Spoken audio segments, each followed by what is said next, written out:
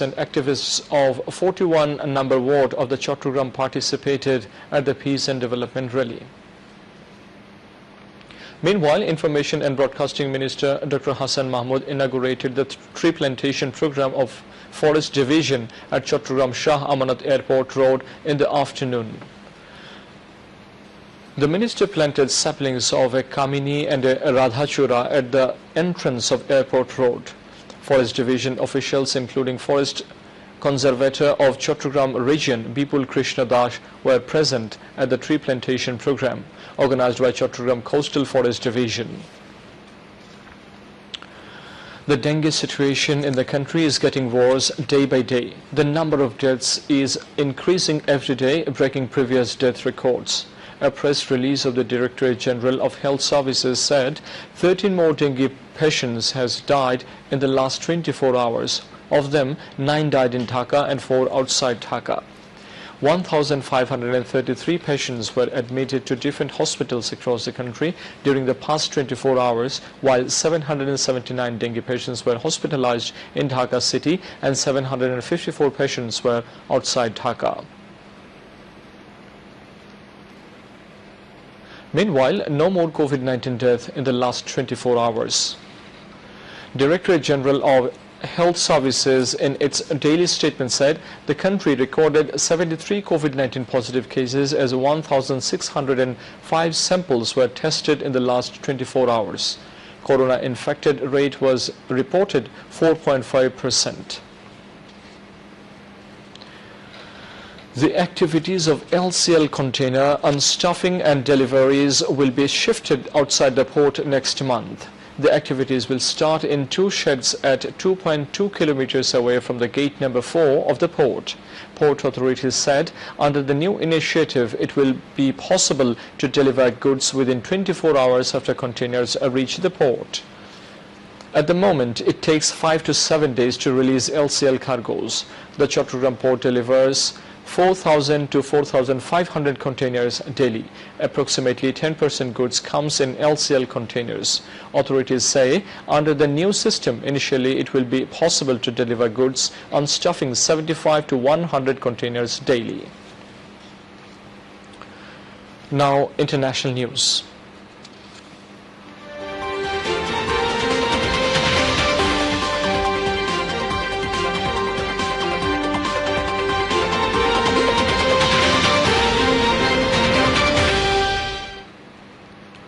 Russia has launched air attacks on targets in southern and eastern Ukraine using drones and possibly ballistic missiles.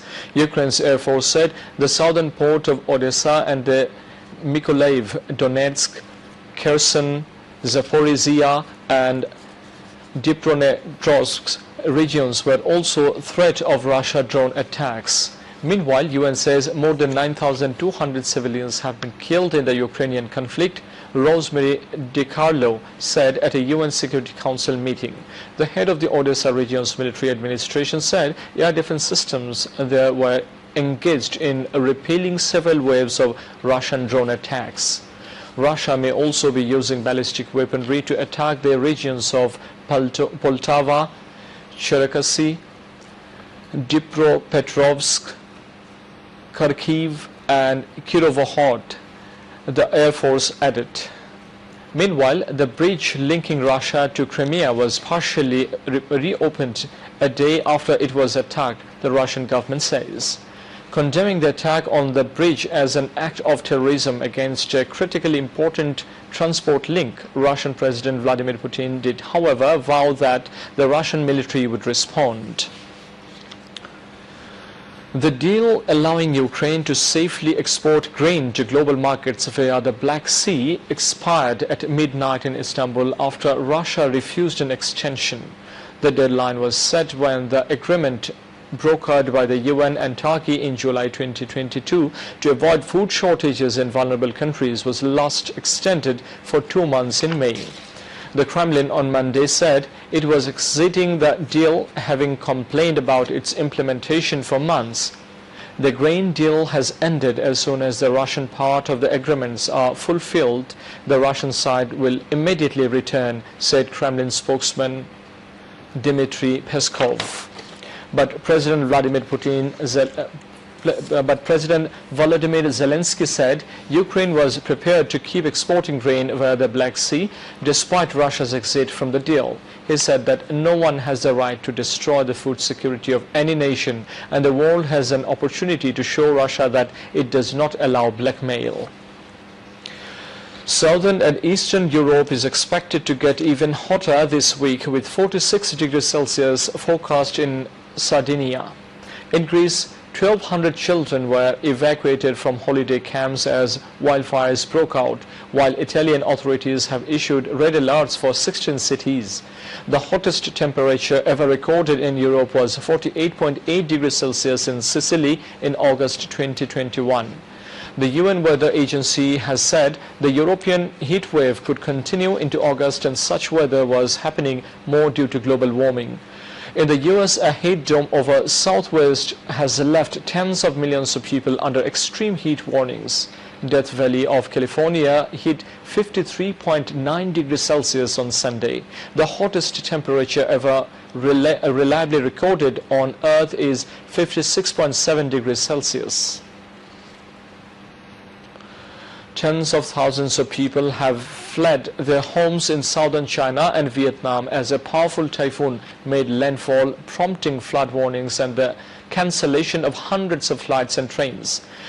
The China Meteorological Administration said that Typhoontalim, the fourth typhoon of the year, roared ashore on the coast of Guangdong province last night, bearing maximum winds of 136.8 km per hour. Storm surges and lashing rains also hammered the southern coastline from Guangdong to Hainan province, the Meteorological Administration said. An orange weather alert, the second highest warning in a four-tier color-coded system, was issued, and nearly 230,000 people in Guangdong were evacuated to safety. In Vietnam, authorities said that they evacuated about 30,000 people from the areas forecast to be hardest hit in Quang Ninh and Hai Phong provinces. Talim might be one of the biggest to hit Gulf of Tonkin in recent years, Vietnam's top disaster response committee said in online statement. Now some other international news in brief. U.S. climate envoy John Kerry met China's top diplomat Wang Yi in Beijing on Tuesday as the two countries revive stalled diplomacy on reducing planet warming emissions.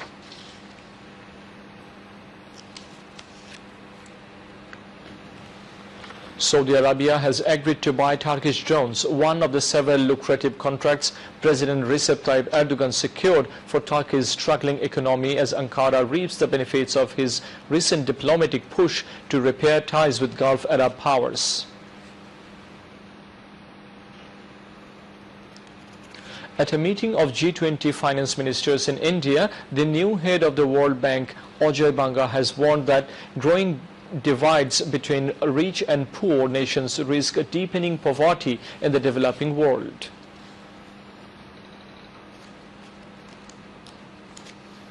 The leaders of 26 Indian opposition parties, including top opposition leader Sonia Gandhi of Congress and Delhi Chief Minister Arvind Kejriwal, are meeting to firm up the strategy to take on Prime Minister Narendra Modi's party in the general election due next year.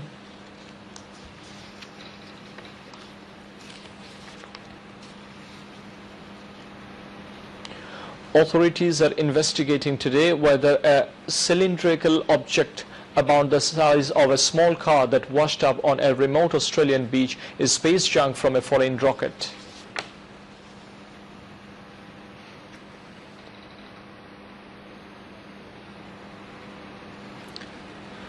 A technical team of European Union exploratory mission during a meeting with Election Commission officials inquired about the Bangladesh's election laws and the process of resolving electoral disputes.